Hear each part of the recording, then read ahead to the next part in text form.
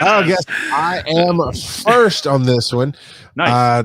They have slowed down. They being AMC has slowed down doing the screen unscenes, and we missed one. Oh man, the one I missed. I always miss the good ones. I catch there actually hasn't been a bad one. We walked out on an anime, but basically it's because it's like essentially in the middle of the series. We talked about it, Joe. Don't act like you're surprised. And you agreed with why I walked out. It's because I just didn't know anything about it. It's one of those watch the first 2 episodes or a movie or something, and it had been going on forever. I hadn't seen it. It wasn't bad. That's a dumb thing to do for screen unseen. A continuation. It kind of was. Yeah. It kind of needs to be a first movie or a solo movie to be. It was to make sense. Spy Family White or something like that. I remember we talked about it. Oh, Spy X Family. Yeah. Yeah. You should watch that series though. It's actually really good. Yes. It's on my list. Have you ever said that one's not really good? No. Pretty bad anime. There's been some. Oh, you're not talking to me. You're talking to him. Talking to him. I don't nerd out about bad anime. We could argue. But the two that I'll take it back. We've missed 3. 2 of them were good. One of them were like, yeah, we're good with that. One of them was based on a true story about Irish Gaelic rap in the early 2000s to maybe mid 2000s. These 2 guys were trying to bring Gaelic back, and they did it. And so the whole thing is basically subtitled, right? Yeah, good. We're really more interested in that. And that makes sense for a screen unseen. You're trying to get a bigger audience, trying to get people to talk about it. And it's more of a offbeat film versus Venom or something, but we just missed the screen unseen. That was Your Monster.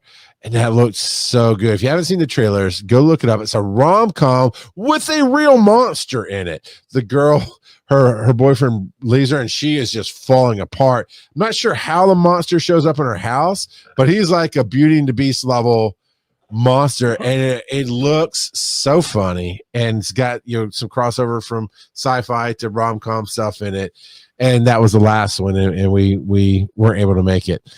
But we've been missing the movies. So I'm like, we can use it. I don't know why it didn't dawn on me. It's like, we could use our membership for more than just the screen unscenes, which are cheaper crap anyway.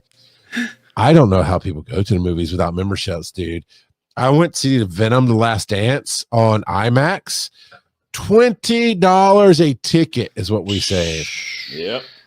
And I'm like, man, I loved it. It's the best of the 3. Honestly, Tom Hardy wrote it with the director. I can't remember the director's name right now. I see your faces, Kurt. I love. Let me raise my right hand and swear on the Cthulhu book of I love Michael Bay. I love 90s action BS. So take it with a grain of salt. I enjoy the Venom films. The first one I enjoyed. The second one was a little cheesy. To me, it wasn't as good as it could have been because of Carnage, but it was okay. This one has a different tone. It's not trying to be super serious, but I am telling you, the goofiness in it lightened up the moments. There's literally a dance scene, but it was funny. It was fun. And funny like Spider-Man 3 funny. There's a dance scene there. No, I don't even remember. I don't remember Spider-Man 3. I don't remember it because it was bad, but no, this one is a good tongue. Please tell me that the symbiote partially comes off and does the tango with Tom Hardy. Not quite. Not quite. But it's a goofy fun. It's just a fun moment. And it was, but I'm telling you, now we know how comic books work. And I'm not even going to tell you what happened. We know how comic books work, but it had some good tone to it. It felt like somebody actually put some effort in on this. I'm not saying it's great. You can go watch it like, wow, Charles, you're crazy. I enjoyed it first. And then secondly, I went, wow, this felt good as well. So let me ask you this, because I didn't see it, and I'm not going to see it till it comes out on video. Okay. And we know our buddy will never see it. You're not our buddy. You're our friend. We're talking about Sin Raven. I was like, I've seen the first 2. Granted, I saw them way late, but is Null in it? Kind of. Okay. Kind of. All right. Yeah. All right. Well, and the reason that's important, Joe, is because it speaks to the actual comic book history of Venom and the symbiote and all that. So he No, absolutely. I'm sorry, no. symbiote. Symbiote. Symbiote. I thought the graphics worked. I thought the pacing worked. I thought the some of the silliness actually worked. And for the first time, Kurt, I know you say you won't watch it, it's fine, but for the first time, they finally, in my opinion, showed off how Venom is the strongest of the symbiotes, and really brought that forward to a point. Okay. They were still, it felt like they really could have gone harder on it, but they couldn't, because then it's like, well, this is nothing like the first two if they gone hard. So as an end to the trilogy, as it stands, I liked it. So what are the prospects of seeing Tom Hardy in future Spider-Man ones? Do you think so? 100%. What they did here, 100%. MCU? Yeah. No, I think. Well, okay, that's a Sony Marvel thing. Honestly, Right. It is very possible, because they absolutely did a little crossover with the last Spider-Man, which Spider-Man actually still Sony. So it's kind of a blurred line between MCU and Sony a little bit with some of this stuff, but they totally they talked specifically about the multiverse, and one of the clips was he had popped into the MCU. Right. And then one of the films, and then of course we saw a piece of him fall off, and at the end of the last Spider-Man. Yeah. Yep. So they kind of come back to that a little bit here, and they definitely talk about the multiverse. Will we ever see Venom in a Avengers level film? Probably not, because Sony's making too much money, and they don't want to give away any of that money. Yeah, not until Craven bombs. Let's see. Craven honestly looks good. I saw a new preview for it. I think it looks good. I haven't seen any previews for it, so I heard rumors. Supernatural John Wick. Marvel John Wick. That they were putting Andrew Garfield's Spider-Man into Venom. No, there was no Spider-Man in this. Yeah. So they didn't actually acknowledge Spider-Man in this movie? Not blatantly, no. In number 2, wasn't there graffiti of Spider-Man or something in number 2? Or am I misremembering? That's why I said not blatantly. I don't remember. So if I saw it, it would have been like that. It'd been on the background on the TV, or I didn't notice any reference, and they did not blatantly mention a web slinger or anything like that. Okay, but they could, because Sony still owns the rights to Spider-Man. Right. So even in the Tom Holland universe, you can mention these things. Let me tell you why I'm excited about Craven, though, Kurt. You, if anybody knows me, I like the big, strong guys. Yeah. And I've always loved. There's a clippable quote. Yep. There it is. Address, you got my number, baby. Anyway, we've never gotten a good Rhino. And I thought when they do Rhino well in the animations. Now, wait a minute. We had Paul Giamatti. I love Paul, but come on, you can't even keep a straight face with that one. No, that was terrible. It was horrible. It was not good. And there was even a reference to that in one of the Spider-Man films recently. But I saw a brief flash, and I know it's him, but they are having an actual mutated character into the Rhino. And it's not going to be the same Rhino that was New York villains, but I saw that flash. I'm like, that looks like I'm going to get a good Rhino. Come on. I can't remember. Is it Rocksteady or Bebop? Rocksteady. Stupid. All right, that's mine. So I enjoyed The Last Dance. It hit the right notes to me. And of course, it did some comic book cheats on things, but after the show, I'm going to want to know what the stinger was. Okay. Yeah. Well, Joe will have to take his headphones off, because I'll have to spoil the film a little bit too. Yeah. So who's next with Disney Infinite? Joe. Disney Infinite. It is not Disney Infinite. Joe's just into infinity. No big deal. He just keeps pondering pi until he can't stand it anymore. Yeah, that's right. That 3.14159, all that. That's how far he goes before he can't stand it. I got you. Pondering done. No, Infinite is a movie that came out 3 years ago ish that I finally got around to watching. It has Mark Wahlberg in it. Oh yes, Paramount. It didn't go to theaters really, Kurt. Paramount Plus made it for their channel, right? It's where it's the previous life. Maybe I saw it on Prime, but yeah, But yes, previous life. Yeah, So originally made by Paramount. Yeah. So the concept behind it is there's roughly 500 people in the world who can remember their previous lives. And for most of them, those memories start to come back around puberty. Not all of them, but most of them come back around puberty. However, there's two different camps presented with the infinites. They call themselves infinites. There's one camp that wants the cycle to end. And the way they've determined to do that is through this bomb that eradicates everything living on the world. Okay. Everything. Because if there's still life on the world, then they could be reborn. The other group, A, wants to stop that group, and B, they feel that their advantage in being able to remember their lives and build upon skills over lifetime to lifetime. They're like super spies, kind of. Well, kind of, but they also feel that they should use those gifts for the betterment of the world.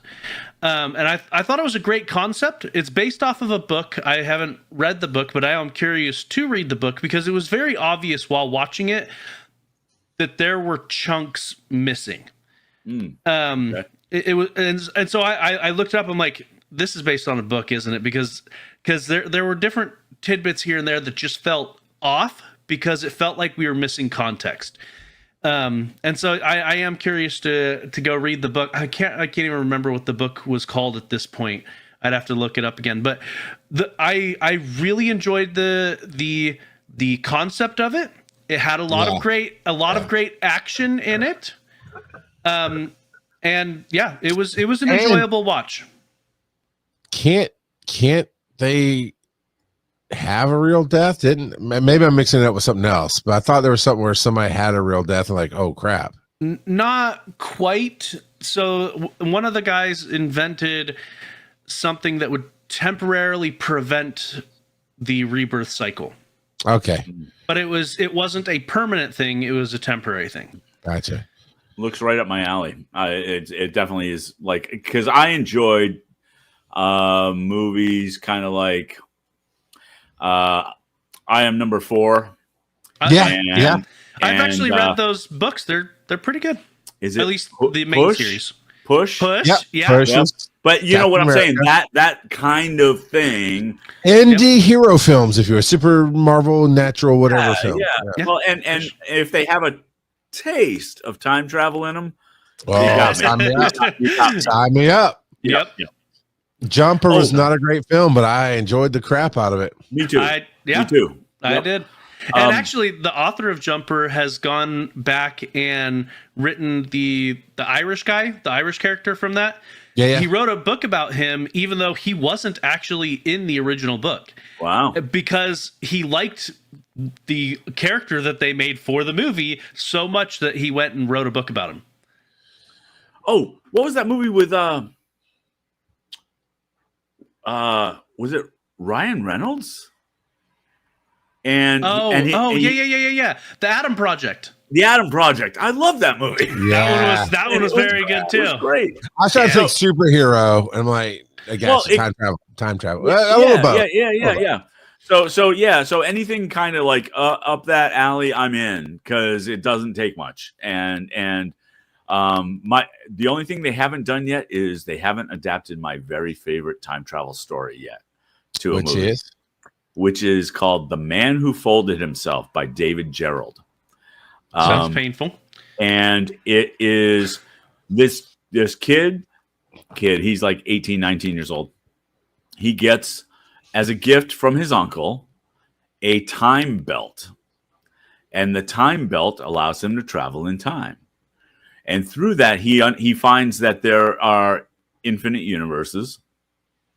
And he finds that through all of his time travel, he now finds that he can only relate to himself because nobody else can do this. So he finds alternate versions of himself, and they end up having a meeting point. So they get together on a regular basis and in essence create a clubhouse for him. For himself. For himself. And it's really cool. And there's a twist at the end and whatever. But one of the things that is really interesting, if nothing else, is they find that they can't have a relationship because they only can relate to themselves. And then they discover female versions. Because infinite universes, they were born female at some point. That happened in Sliders too, where they ran into a female version. Yep. I loved that show. Me too. And it really needs to come back. But it's really cool. And they go hard into really the thought process. If you are in this position, what happens? And you go through the Groundhog Day thing where, well, if you've got all the time in the world, you learn to play piano and you learn to do this and you learn to do that because you got all the time in the world. So it was very, very interesting. But I love that book. I've read it a number of times. But they haven't made a movie. For some reason, you made me think of a super, super cheesy film, but I actually enjoyed it. Clock Stoppers. Oh, okay. I thought you were going to go Clock Stoppers. Yes. That was like in Nickelodeon or whatever. I think it was Nickelodeon. Disney or something. Yeah. He gets a watch that can not quite stop time, but basically stop time. Right. So, but yeah.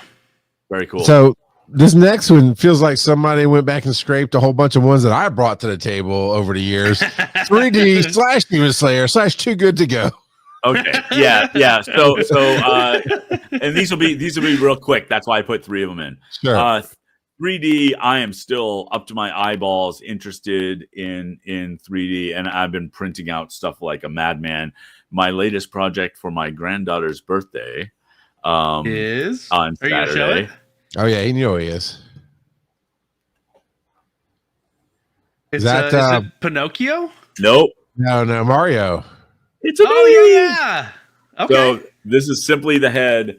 I'm printing out all the parts, and they all snap together. And it says Mario action figure. It's not going to be very actiony, but this is the size of the head. That's a big. It's going to be big.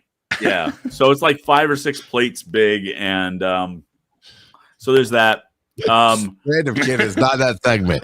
It is not that segment. Yeah. Yeah. So that's that. And so I'm printing out other like mini figurine type things. And for I'm gonna do the craft show circuit next year. Oh, okay. And see if I can create a little side hustle. And opening up my Etsy shop in time for Christmas. Good, man. Yeah, it's a whole thing. I'm completely hooked at this point. I may or may not have ordered 10 more spools of filament today. Elegoo was having a sale. They had a Black Friday sale. You buy 4 and you get 1 for free. So it ends up being $10 or $11 per spool. So there's that. I just found that on Netflix. Demon Slayer, the latest season. Yeah, it did. Yep. Yeah. So I just started watching it, but I have to be in the right frame of mind to just focus and watch it. So it's going. And then last Sunday, I did my very first Too Good to Go. And what was it? So, all right. So Whole Foods, which is one of the only places that do it around here, had $4.99 Too Good to Go for is a that bakery, like a medium backers? It just said a bakery bag. Yeah. Okay, gotcha. And so pick it up between 8 o'clock and 9 o'clock at night. And I picked it up and I didn't even look at what was in it. I just brought it to the car, brought it home. I was going to do the opening at home, and I did the opening at home. It was heavy. Oh, all right. And so he started curling. Yeah. He just started curling. He had to get ahead of those carbs before he got home. And carbs there were. In the pack was 2 trays of 15 mini muffins, lemon poppy, and pumpkin. There was a single tray of 4 of the regular large blueberry muffins. Okay. And a 4-pack of whole wheat pitas. Nice. And adding it all up, because they left the stickers on, it was about $25 to $30 worth of food. Nice. For $5. It was $5. And it would just have been thrown away. Yeah. So well worth it. Well worth Good it. for you.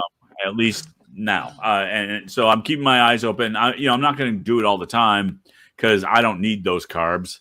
But those blueberry muffins were delicious. And then since they led the charge as a big store to bring it in, you should start seeing over some time more and more locals jump into it. And that's when it gets real interesting. Yeah. So how does it actually work? Is it just an app that you get and then it says, hey, here's this deal, and you say, I'll take it? Yeah, and it usually says 1 available or 1 more available or 5 available, and you got to jump on it or and they will sell out.